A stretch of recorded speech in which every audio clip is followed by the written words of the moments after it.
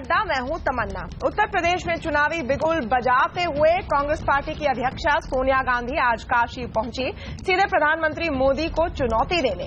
Road show की शुरुआत बाबा साहेब अंबेडकर की मूर्ति को माला पहनाकर हुई बनारस में और सारे रास्ते पर कार्यकर्ताओं का जुलूस दिखा। हालांकि ये रोड शो और रैली पूरा न हो सका क्योंकि सोनिया गांधी की तबीयत खराब हो गई, उनको तेज बुखार हो गया। लेकिन इसके बावजूद इस बात में दो राय नहीं कि कांग्रेस उत्तर प्रदेश के चुनाव में पूरा जोर लगा रही है। 27 साल से यूपी में कांग्रेस सत्ता से वंचित रही, कई चुनावों में तो चौथे नंबर पर रही, मगर अब चमत्कार की उम्मीद है। क्या ये चमत्कार हो पाएगा? क्या कांग्रेस यूपी में अपने नंबर सुधार पाएगी? इस पर आज हम खास चर्चा करेंगे आवाज अड्डा पर। हमारे साथ है बीजेपी के नेता सुधांशु मित्तल, कांग्रेस की प्रवक्ता संजय झा, समाजवादी पार्टी की प्रवक्ता पंखुड़ी पाठक, बीएसपी के नेता फैजान खान, वरिष्ठ पत्रकार हर्षवर्धन त्रिपाठी और सीएसडीएस के फेलो हिलाल अहमद। सारे नेताओं के पास आने से पहले हम अपने एनालिस्ट से एक व्यू ले लेते हैं। हर्षवर्धन त्रिपाठी, जो कोशिशें कांग्रेस कर रही हैं, आज खुद राज बब्बर कह रहे हैं कि चमत्कार की उम्मीद है। क्या ये चमत्कार कर पाएगी कांग्रेस? जी हिलाल, पहले आप। नहीं, मैं सुन नहीं पाया तमन्ना, वो आवाज ब्रेक हो रही है। जी, मेरा सवाल है कि क्या कांग्रेस जो चमत्कार की उम्मीद कर रही है उत्तर प्रदेश में, वो चमत्कार के कोई चांसेस नजर आ रहे हैं आपको? देखिए, मैं जो इस सवाल का जवाब दे सकता हूं वो दो आधारों पर दे सकता हूं। वो ये है कि पिछले आंकड़े जो हमारे पास में मौजूद हैं वो क्या कहते हैं, और दूसरा आधार ये है कि अभी आगे आने वाले समय में कांग्रेस की रणनीति जो है वो कॉन्स्टिट्यूएंसी लेवल पर क्या होगी, जब तक हमें वो पता नहीं, तब तक इस बारे में कुछ भी राय देना मुझे लगता है कि जल्दी होगा। जो आंकड़ों वाली बात है उससे बहुत स्पष्ट है कि पिछले 2012 वाले विधानसभा चुनाव और 2014 के लोकसभा चुनाव में पार्टी जो है वो अच्छा प्रदर्शन नहीं कर पाई थी। मैं केवल सीटों के संदर्भ में नहीं कह रहा हूं, बल्कि जो पार्टी का वोट शेयर था वो लगातार गिरा है। यानी 11% अगर वो हम 2012 वगैरह में देख लें और 2014 वाले लोकसभा इलेक्शन में तो 7% रह गया था। लेकिन जिस उत्साह से पार्टी, लेकिन हमें ये नहीं भूलना चाहिए कि इलेक्शन जो है वो बहुत कॉन्टेक्चुअल होता है, वो उसी संदर्भ में उसको रखकर देखना चाहिए जैसा कि आज चल रहा है। जिस तरीके से चीजें बदल रही हैं, खासतौर से जिस तरह से दलित राजनीति का उदय एक बार फिर भारत में देखने को मिल रहा है, उससे ये हमें नहीं भूलना चाहिए कि कांग्रेस का एक कन्वेंशनल कॉन्स्टिट्यूएंसी दलितों की रही है, तो उसको वो कंसोलिडेट कर सकते हैं, no doubt at all.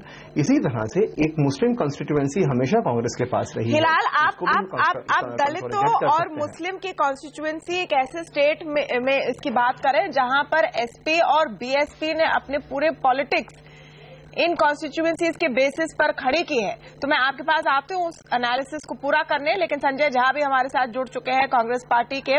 Sanjay Jha, आज खुद राज बब्बर जो आपके यूपी यूनिट के चीफ है, वो कहते हैं कि हमें चमत्कार की उम्मीद है। आप लोग खुद मान रहे हैं कि एक मिरेकल से कम नहीं होगा अगर उत्तर प्रदेश में कुछ अच्छा प्रदर्शन कर पाएगी कांग्रेस पार्टी। किस बेसिस पर इस चमत्कार की उम्मीद है?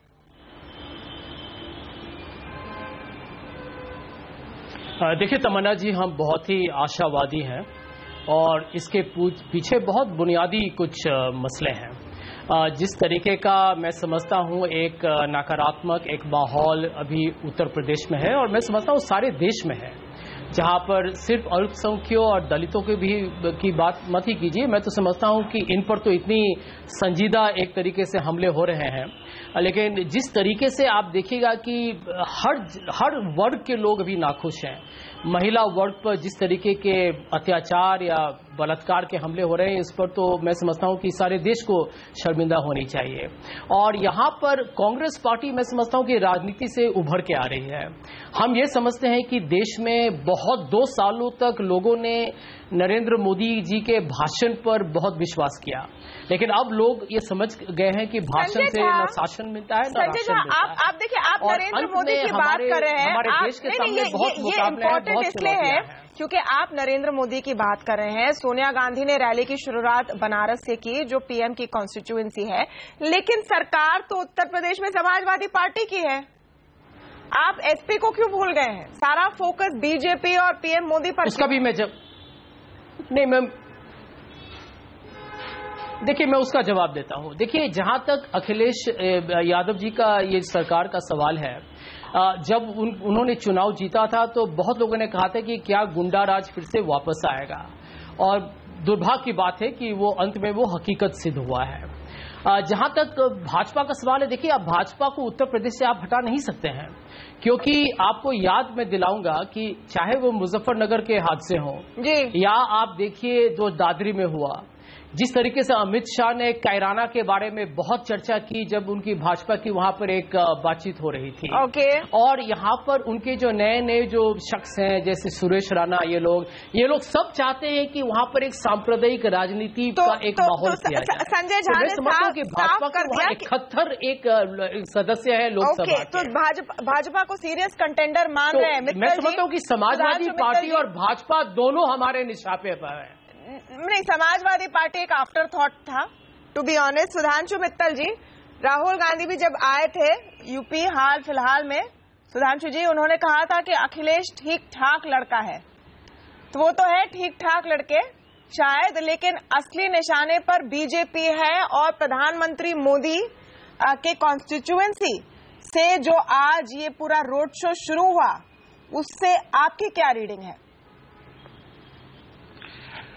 तमन्ना जी, स्वाभाविक तौर पे जो सबसे बड़ी शक्ति होगी प्रदेश के अंदर और जिसके साथ मुकाबला होगा, उसी को सब लोग निशाने पे लेके उस पर ही आक्रमण करेंगे, तो वो तो ठीक है।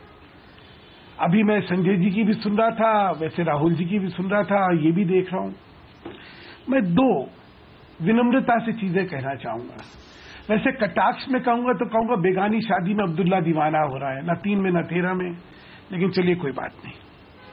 और मुंगेरी लाल के हसीन सपने हैं, कोई दिक्कत नहीं, मतलब वो चमत्कार की आशाएं करी जाए तो स्वाभाविक है। जब आत्मविश्वास नहीं रहता फिर चमत्कार पे ही भरोसा होता है।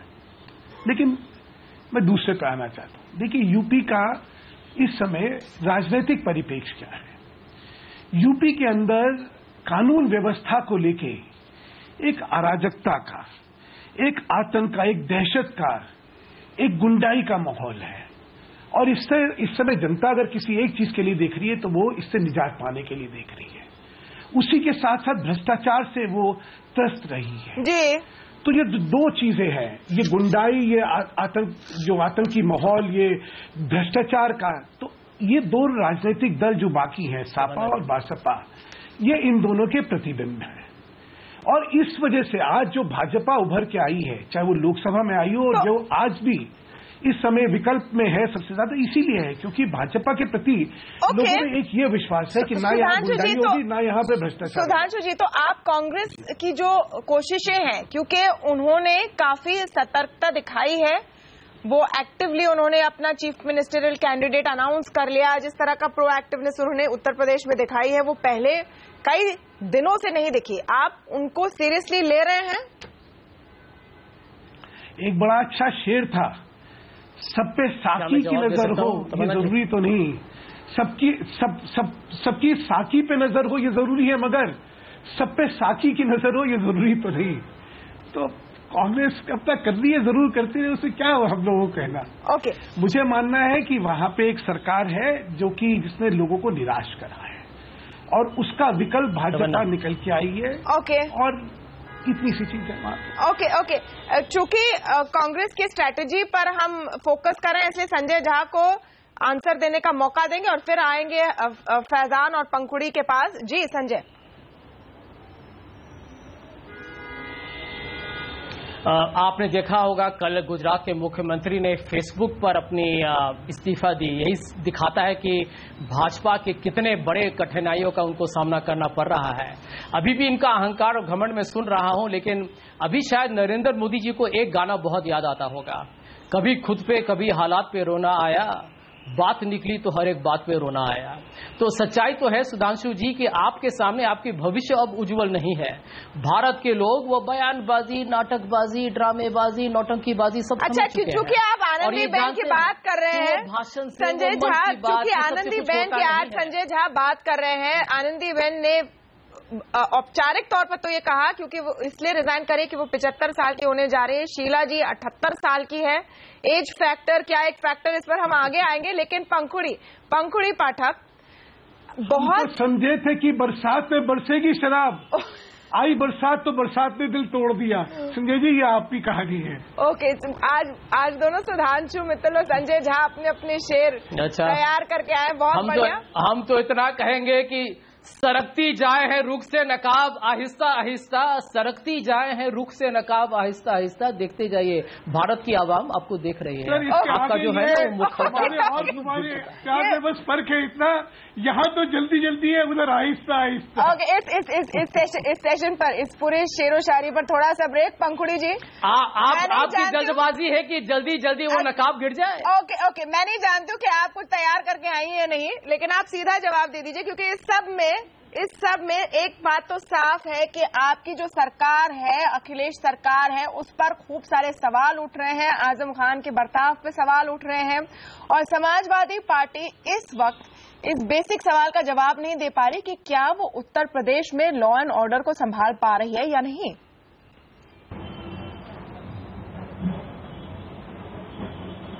देखिए तमन्ना, क्योंकि बात आज कांग्रेस की रैली की है जी, तो ये बात मैं कहना चाहूंगी कि कांग्रेस की जहां तक बात है, उनके लिए अपने अस्तित्व की लड़ाई, और जो ये चमत्कार की बात कही, शायद चमत्कार यही होगा अगर वो अपनी 28 सीटें भी बचा सके, क्योंकि कांग्रेस की जो हालात है, जिस तरह से देश से तो उनको धकेल दिया गया है सेंट्रल गवर्नमेंट से, हम हर प्रदेश में देखते हैं किस तरह से कांग्रेस को हार का सामना करना पड़ रहा है। अब जहां तक हमारी सरकार की बात है, भाजपा ने एक ये गुंडा राज शब्द जो एक बिहार के लिए पहले बनाया था, वहां पर भी इनको मुंह की खानी पड़ी। वही बात उत्तर प्रदेश में, उसी बात पे ये लोग राजनीति कर रहे हैं। लेकिन भाजपा से मेरा ये सवाल है कि बहुत बड़े बड़े सपने दिखाकर मोदी जी आए थे, लेकिन आज भाजपा शासित प्रदेशों का क्या हाल है। 25 दिन होने को आए हैं, कश्मीर में जिस तरह से कर्फ्यू लगा हुआ है, इतने सारे लोगों की मौतें हो चुकी हैं, घायल हो चुके हैं। हमने हरियाणा में देखा कि पुलिस बिल्कुल एकदम से मिल गई वहां पे। हरियाणा और गुजरात की पुलिस की बात उठाएंगे, अगर लखनऊ पुलिस की बात हम करने लगे, उत्तर प्रदेश की पुलिस की बात करने लगे, तो मुझे पता नहीं आप क्या जवाब देंगी मैम। आप वाकई लॉ एंड ऑर्डर की बात उठा रहे किसी और स्टेट की। तमन्ना देखिए, हम भाजपा की तरह हम अपनी गलतियों से ना ही भागते हैं और ना ही झूठ बोलते हैं। नहीं, आप तो कह रहे हैं कि गलती औरों ने कराया, हमने उसको माना और हमने उस पर करेक्टिव स्टेप लेने की कोशिश करी। हमने तुरंत अपने अफसरों को सस्पेंड किया। अब आजम खान पर कब एक्शन लेंगी मैम? आजम खान पर कब एक्शन लेंगी? भाजपा के पास आजम खान पर कब एक्शन लेंगे आप? देखिए आजम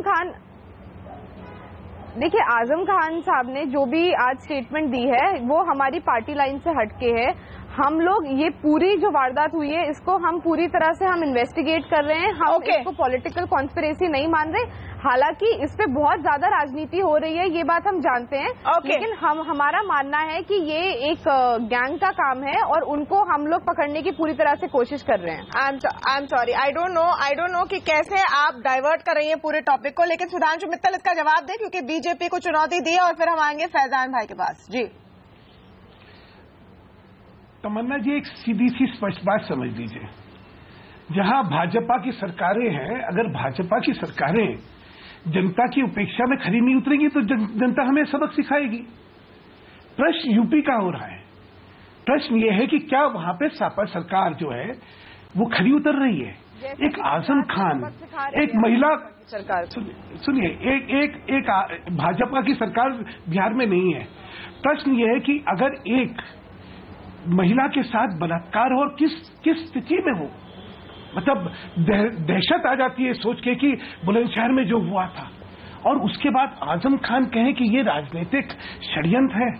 मुझे लगता है राजनीति की गिरावट की कई पराकाष्ठा भी होती है, और ये पराकाष्ठा है। और अगर 1% भी इनमें ईमानदारी है, संवेदनशीलता है, या ये महफूज रखना चाहते हैं महिलाओं को वहां पे, तो आजम खान के खिलाफ ये कार्रवाई करें। नहीं करते हैं। ये अच्छा है कि तू भी कर, चोर से कर, चोरी कर, सिपाही से कर। सॉरी पंकुड़ी जी, आज आप कह रहे हैं कि पार्टी की लाइन नहीं है, लेकिन कल इसी चैनल पर आपके प्रवक्ता ने आजम खान को डिफेंड ही नहीं किया था, वही बात बार बार दोहराई थी। तो ये आज भूल जाना अचानक, आजम खान खुद भूल रहे हैं उन्होंने क्या कहा, उनकी बाइट भी हम चलाएंगे आगे। दो अलग अलग बातें हैं।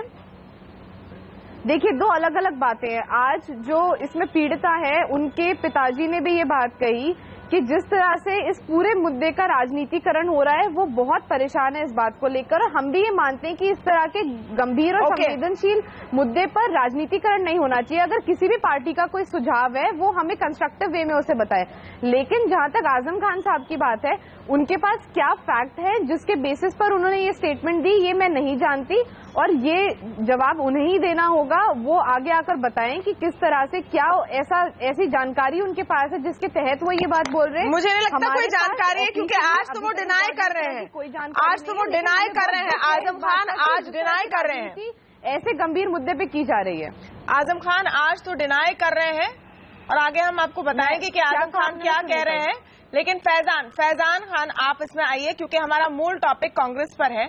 उस पर हम आ जाते हैं, लौटकर आ जाते हैं कि कांग्रेस पार्टी, देखिए अब इस पूरी रेस में अगर आप देखिए कि एक ट्रेंड निकल कर आ रहा है पिछले कुछ दिनों का। बीजेपी समाजवादी पार्टी को टारगेट करती है, समाजवादी पार्टी बीजेपी से सवाल उठाती है, बीएसपी कहीं पर किनारे है, दलित मुद्दे को लेकर आप लोग आगे आने की कोशिश कर रहे हैं, लेकिन बिग पिक्चर में कहीं पर किनारे पर है।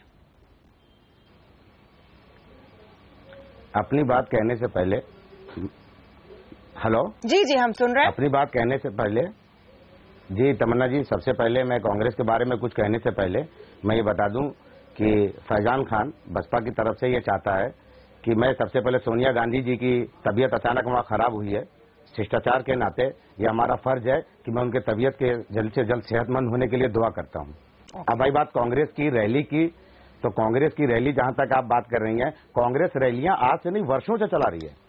ये जब भी चुनावी माहौल आता है, जिस स्टेट में आता है, वो सारा परिवार, गांधी परिवार एकजुट होकर स्टार्टिंग से ही वो लग जाते हैं रैलियों में। पर हम ये जब देखें रिकॉर्ड आंकड़ा के हिसाब से जब देखेंगे, तो उनके ये रैलियों में जो भीड़ उमड़ती है, वो कभी भी उत्तर प्रदेश में और भी स्टेट में मैं देखता हूं, वो वोट में तब्दील नहीं होती दिखती है।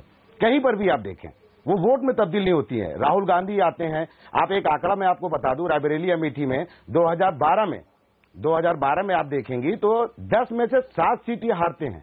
जिस प्रियंका गांधी को लाने के लिए इन लोगों में भूचाल आया हुआ है और ये लोग डिसाइड नहीं कर पा रहे हैं क्या करें, लेकिन आप ये देखिए 10 में से 7 सीट ये हार जाते हैं। और रही बात, मैं बहुत दुख के साथ इस बात को कहूंगा, बहुत सीनियर लीडर मेरे सामने बैठे हुए हैं, मित्तल साहब बीजेपी से बैठे हुए हैं, संजय झा साहब कांग्रेस से बैठे हैं, और मैं एक यूथ का लीडर हूं, मुझे इस बात को लेकर बहुत शर्म आ रही है कि मैं इस चैनल पे ये देख रहा हूं कि हमारे देश की स्थिति राजनीतिक कितने स्तर पर गिरी जा रही है, और हम यहाँ पे मुहावरा और शायरो शायरी की बात कर रहे हैं। हमें इस बात पे शर्म नहीं आ रही है कि गुजरात में दलितों पे क्या कांड होता जा रहा है, उत्तर प्रदेश में बुलंदशहर में जो घटना हुई कितनी बड़ी निंदनीय है, लेकिन हम आज उस पर रोशनी ना डाल रहे हैं। हम इस बात पे ये दे रहे हैं कि हमारे संजय झा साहब और इतने बीजेपी के सीनियर लीडर हैं, ये लोग शेरो शायरी में पड़े हुए हैं। क्या हमें इस बात पे अंदर से दुख नहीं हो रहा है? क्या हमें इस बात का अंदाजा है कि हम किस हद तक गिर रहे हैं?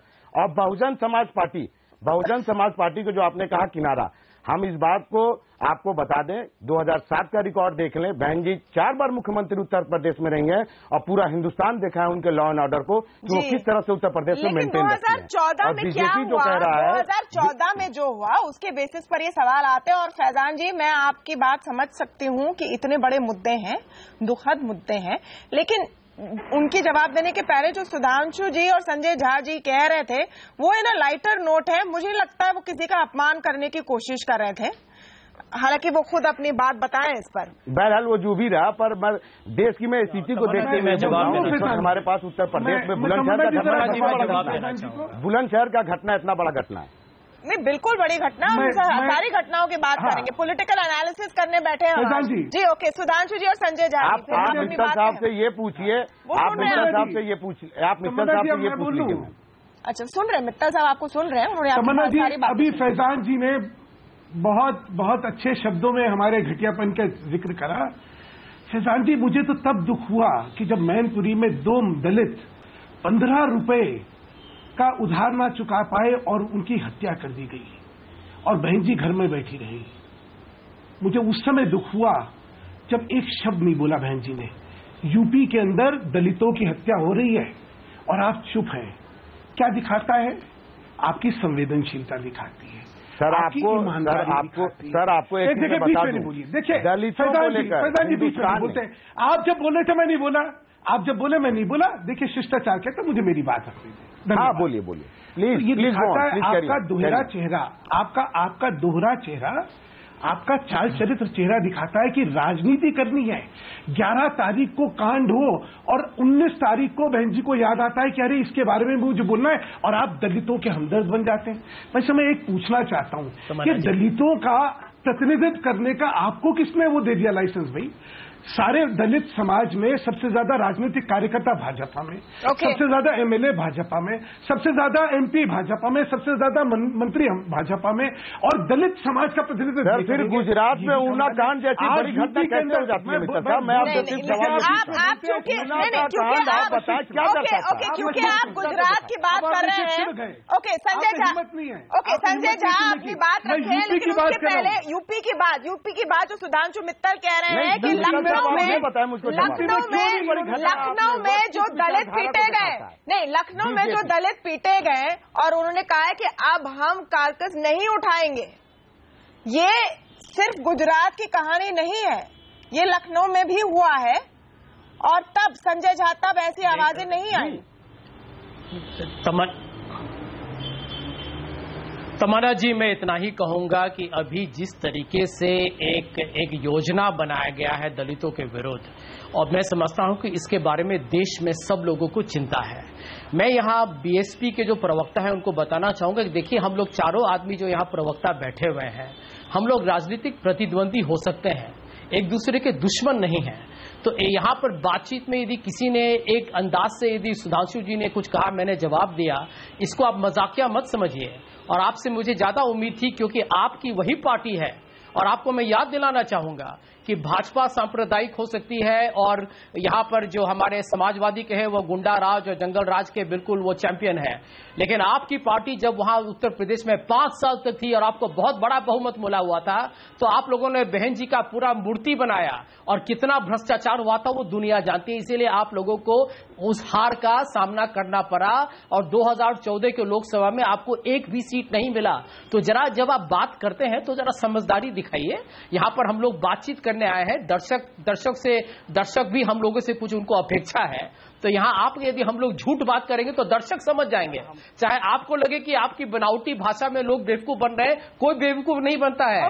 देश को लोग बहुत समझदार और जागरूक है, मैं बता रहा हूँ आपको। तो यहाँ पर हम लोग एक गंभीर विषय पर बात कर रहे हैं, तो चर्चा करें। आपका देखिए, आपका नजरिया कुछ और हो सकता है, मेरा आप 2014 में एक बार केंद्र से क्यों गायब हो गए? लेकिन आप ऐसे अपने बारे में भी बता दीजिए ना, दूसरे के 2014 में बारे में बता रहे हैं। हर्षवर्धन त्रिपाठी, क्या अब आपको मेरी आवाज आ रही है? एक मिनट, एक थोड़ा एनालिसिस कर लेते हैं। हर्षवर्धन त्रिपाठी, पहले आपकी आवाज कट गई थी, ये बताएं कि क्योंकि हम यूपी में कांग्रेस के मिशन की बात कर रहे हैं, क्या उनके कोई चांसेस आपको नजर आ रहे हैं, या उनकी एक पोजीशनिंग है इसलिए वो सीधे तौर पर बनारस से अपनी रैली शुरू कर रहे हैं, प्रधानमंत्री मोदी की बातें कर रहे हैं, बीजेपी पर निशाना साधने की कोशिश कर रहे हैं, क्योंकि वो अपना जो नेशनल स्टैचर है उसको बढ़ा देना चाहते हैं?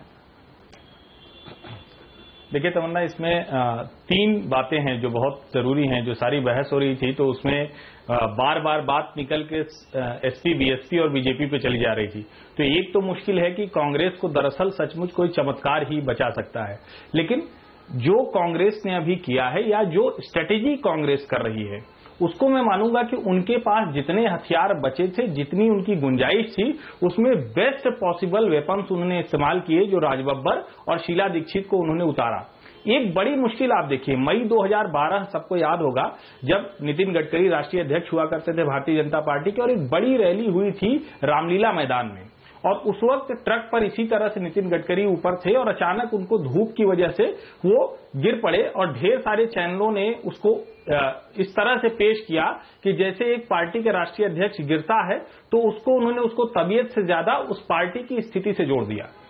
आज सोनिया गांधी, पहले वो सफारी के अंदर थी, फिर बाहर निकलती हैं, और कुछ समय जाने के बाद उन्हें लो ब्लड प्रेशर की शिकायत हो जाती है, उन्हें हॉस्पिटल ले जाना पड़ता है। दरअसल कांग्रेस का सबसे बड़ा संकट यही है। भारतीय जनता पार्टी उस संकट से उबर गई थी, उसे सांकेतिक तौर पर ही, लेकिन उस संकट से उबरी। अभी सबसे बड़ी मुश्किल ये है कि क्या कांग्रेस के लिए ये स्थिति है कि अभी भी सोनिया गांधी, बार बार कहा जा रहा है कि अक्टूबर में राहुल गांधी कांग्रेस के अध्यक्ष हो सकते हैं, और मुश्किल ये कि जब कोई रैली करनी है, जब कोई भीड़ जुटानी है, जब कोई रोड शो करना है, तो उस वक्त राहुल गांधी नहीं होते हैं। तो क्या अभी भी कांग्रेस पार्टी वही है जहां 2014 के पहले थी? और राज बब्बर और शीला दीक्षित का प्रयोग तभी कामयाब होगा जो शुरू में बात हो रही थी कि 11% से 7 से 7.5%। दरअसल जो 40% बीजेपी का वोट हुआ था लोकसभा 2014 में, उसमें सबसे बड़ा हिस्सा या कहें कि एक चमत्कारिक हिस्सा वो कांग्रेस का बीजेपी ने खाया। एक दूसरा छोटा हिस्सा खाया वो बहुजन समाज पार्टी का, और इतना खाने के बाद वो 40% पर भारतीय जनता पार्टी थी, जिसमें 73 सांसद हैं, 71 भाजपा के, 2 वहां। तो कांग्रेस के लिए जो सबसे बड़ी मुश्किल है कि क्या यूपी के लोगों को वो भरोसा दे पाएगी कि शीला दीक्षित और राज बब्बर अभी की हमारी मजबूरी है, हमारे पास कुछ और लोग हैं, कुछ और नेता हैं जिनका चेहरा लाकर हम सचमुच ये जो पार्टियां हैं, नेशनल पॉलिटिक्स की एक पार्टी और 2 रीजनल पॉलिटिक्स की पार्टी, इनसे लड़ सकेंगे। इसका जवाब कांग्रेस अगर नहीं खोजती है तो शायद राज बब्बर को चमत्कार फिल्मों में मिलेगा, यहां नहीं मिलने वाला है। संजय झा, आपका रिस्पॉन्स हर्षवर्धन त्रिपाठी के एनालिसिस पर? देखिए, मैं तो इतना ही कहूंगा कि शीला दीक्षित जी ने 15 साल जब मुख्यमंत्री थी दिल्ली की, उन्होंने दिल्ली का बिल्कुल ये जो कहते हैं एक नक्शा, दिल्ली की पूरी प्रणाली को उन्होंने बदल दिया, और उसके कारण मैं समझता हूं कि देश के राजधानी में लोगों को बहुत गौरव मिला कि कैसे दिल्ली जब एक समय इतना पिछड़ा नजर आ रहा था, कैसे उसका भविष्य बिल्कुल बदल गया। और हम समझते हैं कि देखिए तमन्ना जी, समाजवादी पार्टी हो, बीएसपी हो, बीजेपी हो, इन सब की सरकार रही है बहुत सालों से। इसीलिए हमारा जो कैंपेन रहा है वो कहता है 27 साल यूपी बेहाल, और इसीलिए हम यूपी में वापस जाके लोगों को यही बताना चाहते हैं कि आप ये धर्म और जात की राजनीति के उनकी जो बिल्कुल जिस तरीके के प्रचार होते हैं, दुष्प्रचार होते हैं, उसमें मत गिरिए। दिल्ली यदि पूरे तरीके से दिल्ली में जिस तरीके की सफलता शीला दीक्षित ने पाया है, शीला दीक्षित मुख्यमंत्री होंगी, और यहां पर सबसे बड़ा संदेश जा रहा है उत्तर प्रदेश के लोगों को कि आप अपनी काम, अपनी रोजगारी, अच्छा विकास, एक तरीके से शांति, जब आप शीला दीक्षित की बात करते हैं, सब चीजों को हमें वापस लाना है। जब आप शीला दीक्षित की बात करते हैं, शीला दीक्षित का जो लास्ट इलेक्शन था दिल्ली का, वो कितना बड़ा फ्लॉप रहा वो सबको पता है। वो एक ट्रैक रिकॉर्ड में बात है या नहीं? वो खुद का सीट नहीं बचा पाई। तमन्ना जी, एक बात बताएं आपको, हम 3 बार शीला दीक्षित जी बिल्कुल सफल रहे। अब आप जानते हैं कि उस समय क्या कारण था। बहुत लोग ये समझते हैं कि यूपीए का थोड़ा सा एक तरीके से यूपीए पर ढेर सारे प्रश्न उठाए गए, उसका जो ज्यादा करके जो उसका एक प्रभाव हुआ वो शायद दिल्ली में हुआ। लेकिन आप देख रहे हैं कि अभी अचानक जब पिछले कुछ वक्त पहले चुनाव हुए थे, एनडीएमसी के चुनाव दिल्ली में, तो आपने देखा अकस्मात कैसे वहां भी वातावरण बदल चुका, और कांग्रेस ने आप और बीजेपी से भी अच्छा प्रदर्शन किया। सुधांशु मित्तल फैजान जवाब देना चाहते हैं, सुधांशु मित्तल और फैजान जवाब देना चाहते हैं जी। फैजान और फिर सुधांशु जी और फिर जी। पहले तो इन्होंने जो ये बोला 27 साल यूपी बेहाल, इसे वो ठीक ठाक अगर कह के कहना चाहते हैं जनता को, तो बताया 27 साल कांग्रेस बेहाल। वो अपनी दुखद और अपने राजनीतिक चीजों को यूपी की जनता पे क्यों थोप रहे हैं भाई? 27 साल यूपी बेहाल नहीं, 27 साल कांग्रेस बेहाल। आप सेलिब्रिटीज को लाने का जो परंपरा चलाते आते हैं शुरू से, आप थोप रहे हैं, आप लोगों ने वोट को बर्बाद किया करते हैं। संजय भाई इस बात को मानिए। संजय भाई आपने बोला, मैंने सुना, सुनने की मादा रखिए संजय भाई। आप बस ये बताइए, आप शीला दीक्षित का नाम ले रहे, शीला दीक्षित का आंकड़ा आप देख लीजिए कि उन्होंने जब वो बाहर निकली है वहां से, दिल्ली से, तब 0 था वहां का परसेंटेज। आप कांग्रेस के लोग जो चमत्कार राज बब्बर कर रहे हैं, आप राज बब्बर के बारे में भी जानते हैं भली भांति कि राज बब्बर साहब कितने लोगों को जोड़ पाएंगे। जब सेलिब्रिटी लाना था तो राज बब्बर से अच्छे ले आते। आप अपने कार्यकर्ता, आप अपने संगठन पे जोर देते नहीं है। यदि आपको इतना डर नहीं है तो इतने हताश और निराश काहे नजर आ रहे हैं? ओके, सुधांशु मित्तल और फिर पंखुड़ी पाठक बोलेंगी। जी सुधांशु मित्तल जी। उतना मेरे ख्याल से किसी हिंदुस्तान के लीडर में मानता नहीं है कि हिंदुस्तान का कोई भी लीडर कहीं भीड़ जुटा सके। ये आपने देखा है। तमन्ना जी, मैं जरा ये कह दूं कि अभी आपने संजय जी को भी सुना, आपने बसपा के नेताजी को भी सुना। मैं दोनों का एक विश्लेषण आपको समझाता हूं।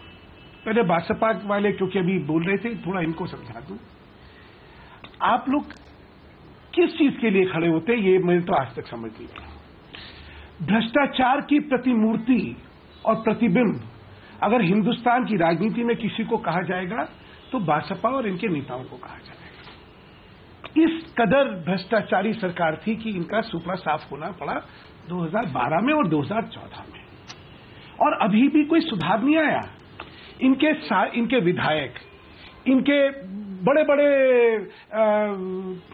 कार्यकर्ता और नेता पार्टी किस लिए छोड़ के जा रहे हैं कि साहब बहन जी हमसे टिकटों के लिए पैसे मांगनी है, कोई 3 करोड़ कोई 5 करोड़ की बात कर रहे हैं। ये सत्य यूपी की जनता को पता है। देखिए मेरे को मुझे आपका सुनने की हिम्मत होनी चाहिए, आप में सुनने की हिम्मत होनी चाहिए। आप बताएं सदांशु जी, तो मैं नहीं बोला, आप बताएं, लेकिन मेरा रिक्वेस्ट है कि आप संक्षेप में रखें, आप संक्षेप में पॉइंट रखें अपना। और जिस तरह मैंने आपको फिर कहा कि दलित विषयों पे कैसे आंख मूंद ली इन्होंने। यूपी के एक दंपति की हत्या होती है और कोई बोल नहीं रहा है, कोई वहां पे कुछ नहीं हो रहा। दिल्ली, आपने अभी लखनऊ का खुद में जिक्र करा। तो जहां तक बसपा का सवाल है, उनको पैसा इकट्ठा करना है। जहां तक कांग्रेस का सवाल है, देखिए नेतृत्व विहीन जब पार्टी हो जाती तो क्या करती है? ओके, फूके हुए कारतूसों को चलाने की कोशिश करती है। मुझे कोई दिक्कत नहीं है, जरूर चलाए, हमारे लिए तो अच्छा है। आप किसको बोल रहे हैं फूके हुए कारतूस? आप किसको बोल रहे हैं सुधांशु जी? मैं ये कुछ चीजें इशारों में ही समझी जाए तो अच्छा है ना, क्यों मेरे से मुंह से बात करवाती है? प्रश्न सीधा है कि यूपी की जनता, पहले यूपी की जनता का जवाब देना चाहूंगा। हाँ जरा एक सेकंड मैं खत्म कर दूं, उसके बाद दे दीजिएगा संजय जी, हम तो सुनते रहेंगे आपको। यूपी की जनता का मानस समझ लीजिए। यूपी की जनता के मानस में इस समय जो आक्रोश है कानून व्यवस्था को लेके, यहाँ के आतंक को लेके, यहाँ के दहशत को लेके, यहाँ की गुंडाई को लेके, एग्जैक्टली सुधांशु जी, उसका जो आक्रोश जो है वो समाजवादी पार्टी की तरफ केंद्रित है इस वक्त। पंखुड़ी जी काफी समय से अपनी बात रखना चाह रही है। उस आक्रोश का विकल्प कौन सी पार्टी सामने आ रही है एज बेस्ट ऑप्शन? ये अब सवाल है। अगर इसको हम महज एक पॉलिटिकल एनालिसिस की तरह देखें जो हम कर रहे हैं इस वक्त, पंखुड़ी जी ये बात तो क्लियर है कि एंटी इनकम्पेंसी का फैक्टर आपको सता रहा है, सताएगा। बाकी सारी पार्टियां रेस में लगी है अपने आप को बेस्ट विकल्प बताने में।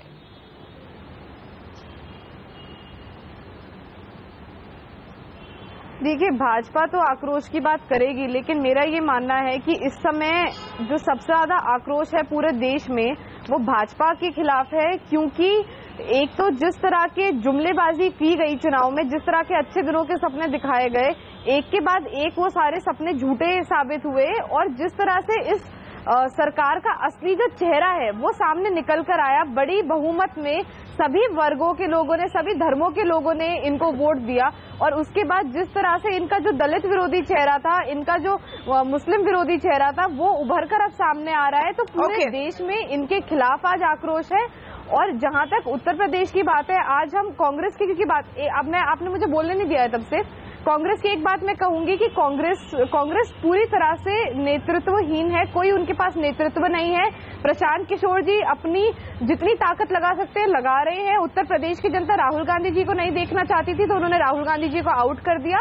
लेकिन हम देख रहे हैं कि क्या हालात है कि शीला जी निकलती हैं और रैली करने तो शीला जी बीमार हो जाती है, सोनिया जी निकलती हैं तो सोनिया जी बीमार हो जाती हैं। तो उत्तर प्रदेश एक इतना युवा प्रदेश है, उनको एक युवा मुख्यमंत्री की जरूरत है। और श्री अखिलेश यादव ने जिस तरह से विकास की राह पे वो लाए हैं उत्तर प्रदेश को, उत्तर प्रदेश की पहली पसंद अखिलेश यादव जी ही रहेंगे। आई डोंट नो इसका मुझे बुलंदशहर की घटना को तो निंदा करिए। मुझे लगता है संजय झा इसका जवाब देना चाहिए। बुलंदशहर की घटना को तो निंदा करिए। बुलंदशहर पर हम आते हैं, हम ही नहीं, हमारी पार्टी में फैजान खान जी हम इस पर आते हैं। लेकिन क्योंकि पंखुड़ी जी ने काफी एक पर्सनल कमेंट किया है, अपनी गलती समझ। एक मिनट पंखुड़ी पाठक जी, मैंने आपका पूरा बयान सुना, आप प्लीज सुन लीजिए। मुझे लगता है संजय झा को इसका जवाब देना चाहिए। पंखुड़ी जी कह रही है कि शीला दीक्षित निकलती उत्तर प्रदेश के लिए, वो बीमार पड़ गई, सोनिया गांधी बीमार पड़ गई। मेरे हिसाब से थोड़ा सा एक पर्सनल कमेंट है। आप हाईलाइट करना चाह रही हैं कि इन दोनों की उम्र ज्यादा है, अखिलेश युवा है, युवा चीफ मिनिस्टर ने क्या कर दिया है 5 साल में, ये भी सवाल उठेगा संजय झा। बिल्कुल, और मैं समझता हूं कि देखिए जब ये लोग विकास की बात करती है समाजवादी पार्टी, तो उनको एक और उनको सुनिए, आप विकास, आप सुना कीजिए मैडम, विकास छोड़िए, आप लोगों ने तो उत्तर प्रदेश में सिर्फ विनाश किया है और ये सच्चाई दुनिया जानती है।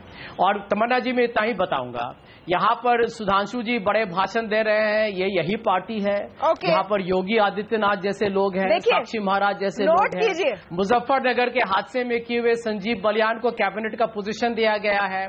सुनिए एक मिनट मुझे बताने दीजिए, देखिए कितनी दिलचस्प बात है, तमन्ना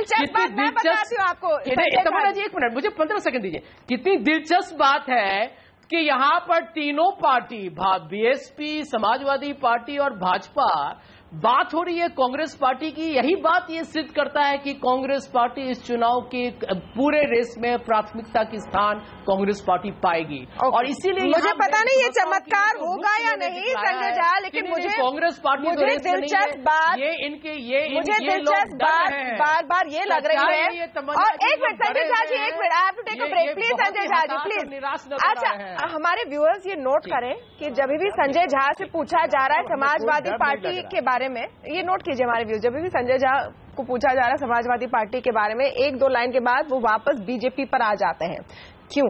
क्या ये पीके स्ट्रेटेजी का हिस्सा है? क्योंकि हम बीजेपी, हमारे सबसे बीजेपी के साथ हमारा मुकाबला है। ओके, हमारा मुकाबला बीजेपी के साथ है, सरकार पंकुड़ी जी की पार्टी की है, मुकाबला बीजेपी से है, नहीं है। बीएसपी कौन से नंबर पर है समझ में नहीं आ रहा है। समाजवादी पार्टी का कोई भविष्य नहीं है, ब्रेक लौट कर इसको एनालाइज करते हैं। समाजवादी पार्टी का कोई भविष्य नहीं है उत्तर प्रदेश में। ओके, दो क्लियर स्ट्रैटेजी है कांग्रेस पार्टी की। ब्रेक के बाद इसकी बात हम करेंगे। एक तो पूरा फोकस बीजेपी पर, दूसरा ब्राह्मण और दलित वोट को कैसे साफ लाना है।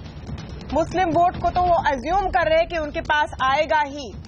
क्या इन तीनों वोट बैंक्स के हकदार, पहले हकदार कांग्रेस पार्टी है? कौन सी दूसरी पार्टियां हैं लाइन में? कौन है आगे? इस पर हम चर्चा करेंगे छोटे से ब्रेक के बाद।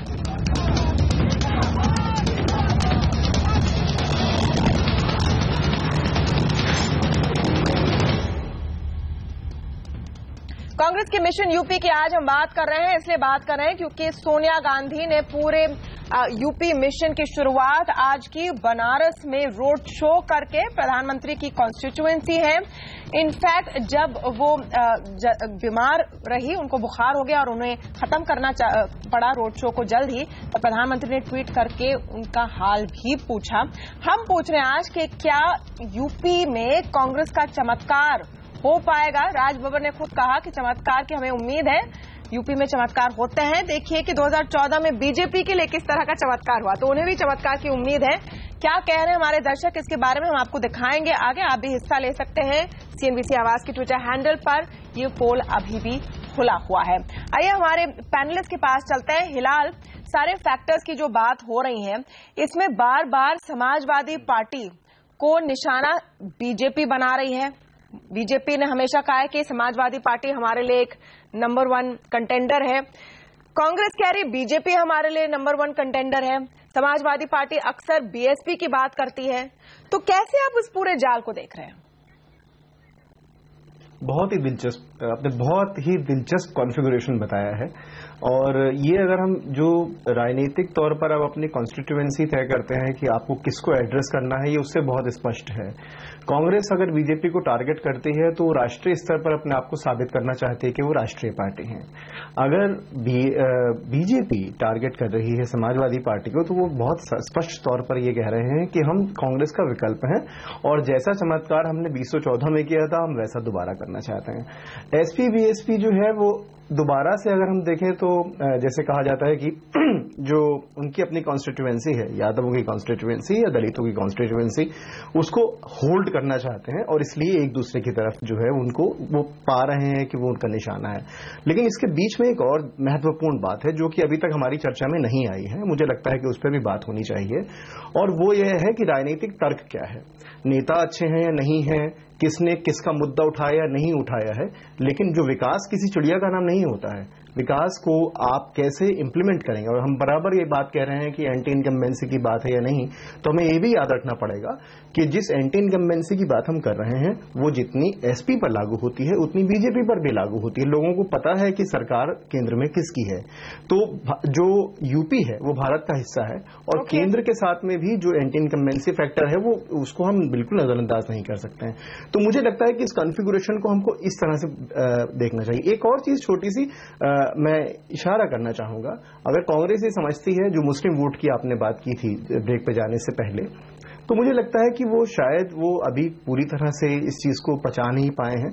पिछले चुनाव में जो हमारा सर्वेक्षण था उसने स्पष्ट तौर पे दिखाया कि निसंदेह समाजवादी पार्टी को मुसलमानों का समर्थन मिला था सबसे ज्यादा, लेकिन उस समय में जो 10% मुस्लिम वोट था वो बीजेपी को भी गया था। इसको हमें नजरअंदाज नहीं करना चाहिए। तो और कांग्रेस को 11% था। अगर कांग्रेस अलायंस और बीजेपी अलायंस को देखें तो उसमें सिर्फ 1% का अंतर था, जो कि हो सकता है कि यहां पर एक चौंकाने वाली बात हो। तो मुसलमानों का सपोर्ट बीजेपी को बहुत महत्वपूर्ण था उस समय, उस इलेक्शन में।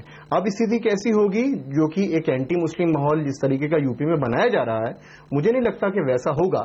लेकिन कांग्रेस को ये तय करना पड़ेगा, क्योंकि कांग्रेस के पास एक स्ट्रेंथ है जिस पर वो खुद शायद उनको लगता है कि वो उसको खेल नहीं पा रहे हैं, और वो स्ट्रेंथ है विविधताओं की आक्रामक राजनीति, कि वो बहुत सारे लोगों को लेकर, बहुत सारे ग्रुप्स को लेकर एक आर्ग्यूमेंट डेवलप कर सकते हैं।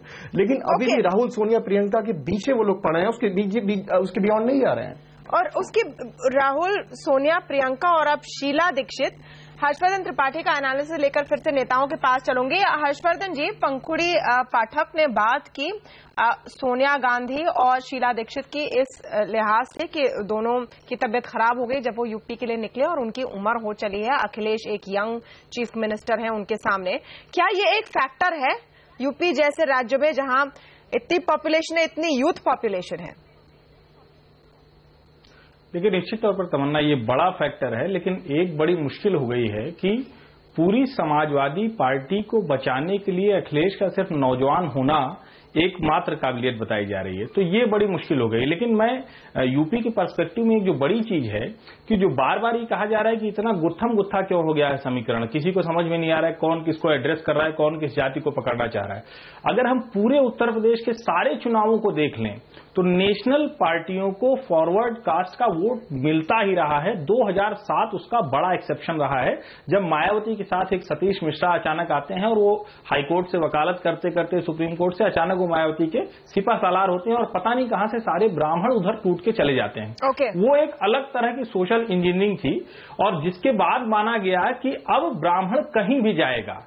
ये ब्राह्मण तब भी नहीं गया जब मुलायम सिंह यादव के साथ जनेश्वर मिश्रा एक बगल में और मोहन सिंह एक बगल में, यानी दो बड़े समाजवादी नेता होते थे, तब भी क्षत्रियों और ब्राह्मणों का वोट लेने में इनको मुश्किल होती थी। अब मुश्किल क्या है कि कांग्रेस अपनी उस ब्राह्मण वाली छवि को कि हमारे सारे के सारे नेता ब्राह्मण हैं, उनको लेकर यूपी की जनता के बीच में जा रही है, और वो सोचती है कि अगर ब्राह्मण आएगा तो मुसलमान चला आएगा।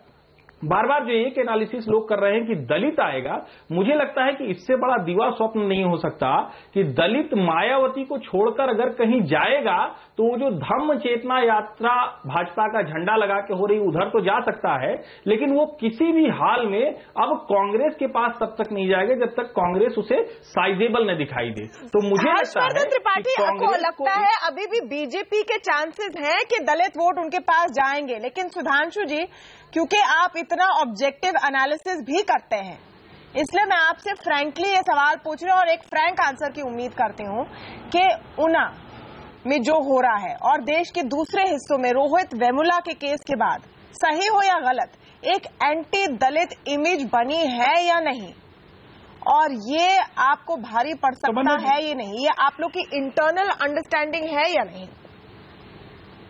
तमन्ना जी, एक बड़ी ईमानदारी से मैं थोड़ी एक राजनीतिक चर्चा करना चाहता हूं। क्या है कि एक से एक राजनीतिक पंडित जात की राजनीति देश को समझाते हैं, हमें भी समझाते हैं, किसी को भी समझाते हैं।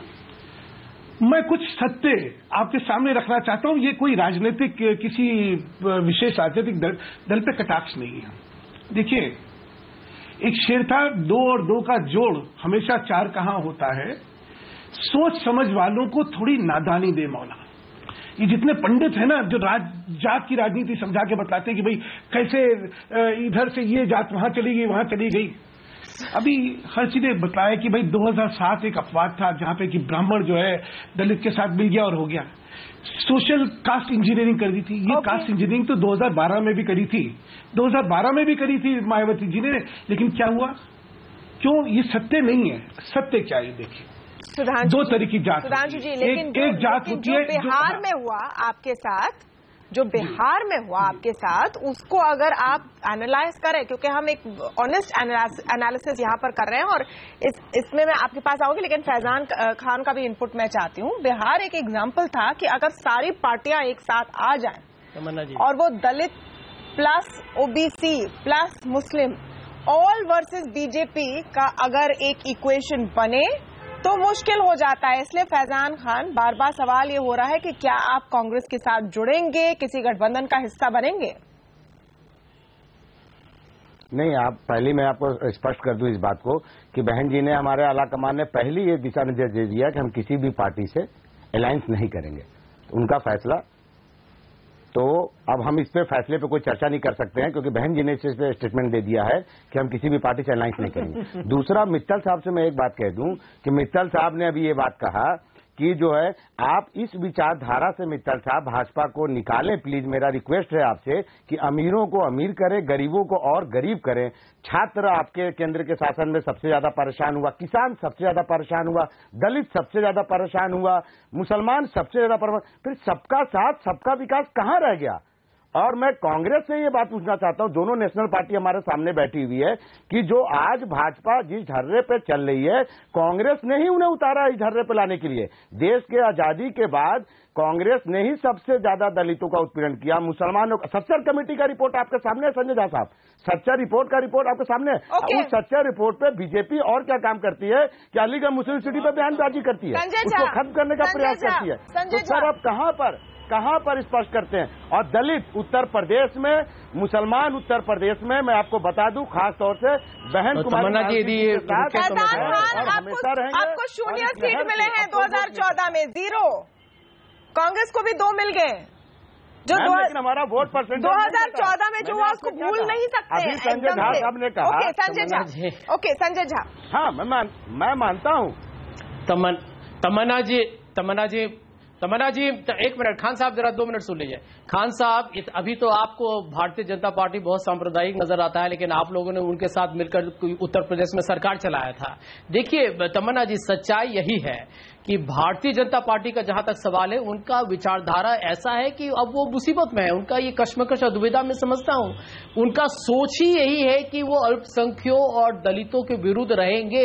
वो चाहे कुछ भी कर लें, वो उसको नहीं बदल सकते हैं क्योंकि वह आरएसएस का तो वो जीवन दान है, तो वो कैसे बदल सकता है? वो सच्चाई को चाहिए जितना प्रचार प्रचार कर ले, ये दलित लोग, अल्पसंख्यक लोग और बाकी लोग भी समझ गए इनकी राजनीति क्या है। जहां तक मैं समझता हूं समाजवादी पार्टी और बसपा का सवाल है, देखिए ये क्षेत्रीय पार्टी का इनका एक ही जो सबसे बड़ा जो इनकी खामियां है कि ये हमेशा एक तरीके से, क्योंकि इनके पास एक राज्य होता है, तो ये लोगों पर किसी न किसी तरीके से उनको बेबुनियादी प्रचार करके अपने सत्ता में आने के लिए कुछ भी करने के लिए तैयार है। तो ये भी सामाजिक कूट में ये लगे रहते हैं कि हमको इस वर्ग का 2014 में विकास के बारे में कोई सोचता ही नहीं और मुसलमानों ने बीजेपी के लिए वोट किया या नहीं। अब सवाल ये है, मूल सवाल पे आते हैं कि ये भी बता दें 2014 और 2017 के बीच में क्या क्या बदला है, क्या क्या बदला है, जहां पर समाजवादी पार्टी आज कटघरे में है। 6 महीने बाद क्या होगा हम बोल नहीं सकते। बीजेपी जितनी कॉन्फिडेंट 2014 में थी आज उतनी नहीं है। कांग्रेस जितनी पिटी हुई थी 2014 में आज थोड़ी सी उम्मीद उनको दिख रही है चमत्कार की। और ऊना के इंसिडेंट के बाद बहन मायावती को एक नया लीज ऑफ लाइफ मिला है अपने प्रचार में। ये एक ग्राउंड रियलिटी है या नहीं पंखुड़ी जी?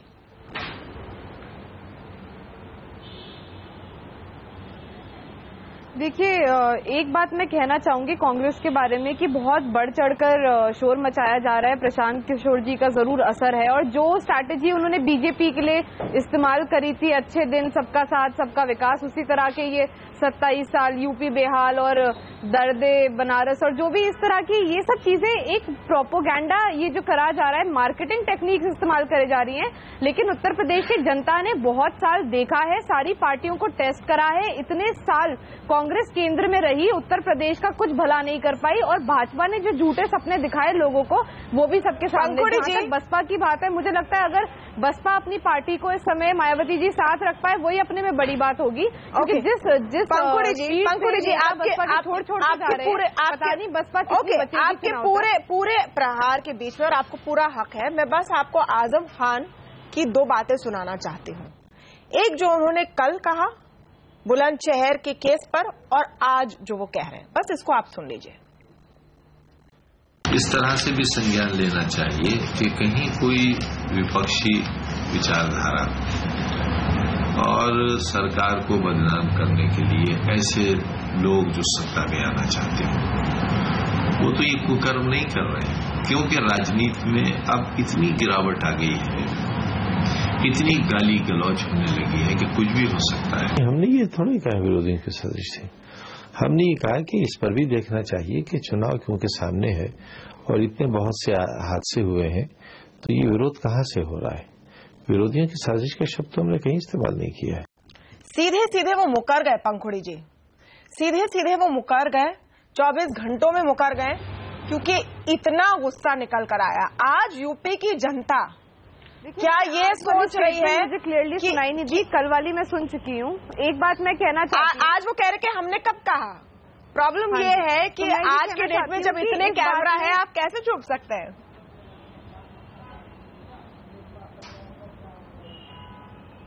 नहीं, मैं ये कहना चाहती हूँ कि इस बात में कोई शक नहीं है कि भाजपा के राष्ट्रीय स्तर पे आने से राजनीति का स्तर बहुत ज्यादा गिरा है। लेकिन ये कहना कि इसके पीछे कोई पॉलिटिकल कॉन्स्पिरेसी थी, ये हमारी पार्टी का स्टैंड कतई नहीं है। हम लोग बहुत ज्यादा सीरियसली इस पूरी सिचुएशन के साथ डील कर रहे हैं। पूरी इन्वेस्टिगेशन पार्टी का स्टैंड मॉनिटर कर रहे हैं, हमारे डीजीपी मॉनिटर कर रहे हैं। तो जब तक कि हम नहीं जानते, आप कह रहे हैं पार्टी का स्टैंड नहीं है, कल कुछ और स्टैंड था। पंखुड़ी जी, आज जो यूपी की जनता देख रही है कि 6 महीने में चुनाव होंगे, 6 महीने बाद शायद और इशू आएंगे। पार्टी का स्टैंड बिल्कुल क्लियर है। देखिए, दलितों का इशू आ सकता है, विकास का इशू है, लॉ एंड ऑर्डर के इशू होंगे। सवाल ये है कि लोग किसको वोट करेंगे। जी सुधांशु मित्तल, बहुत कम समय है, प्लीज संक्षिप्त में। हाँ बस तमन्ना जी, मैं ये कह रहा हूँ कि जो मैं बार बार कानून व्यवस्था की बात कर रहा था, आखिर कारण क्या है कि एक अराजकता का माहौल है। कारण ये है कि जब आप नियुक्तियों में वहां की आप योग्यता ना देख के जात और धर्म देखेंगे और उसके हिसाब से आप नियुक्तियां करेंगे तो और क्या पाएंगे वहां पे। लेकिन सुधांशु जी आपको क्योंकि आखिर मौका मिला है अपनी बात रखने का, यूपी के लोग ये भी चाहेंगे शायद, और से बिल्कुल नहीं, यूपी के लोग शायद ये भी चाहेंगे कि जो गौ रक्षा के नाम पर देश भर में आतंक मचाने वाले ये गैंग घूम रहे हैं, कोई तो उस पर नियंत्रण करे। उनकी भर्त्सना करिए, हमने पूरे देश में घूम रहे हैं। हमने कहा है कि कोई भी जना, सुनिए ना, उत्तर प्रदेश में है, गुजरात में है, हर जगह घूम रहे हैं। कौन इनको कंट्रोल करेगा? ये भी शायद एक मुद्दा होना चाहिए। चले जाते जाते उसके खिलाफ कानूनी कार्रवाई होगी।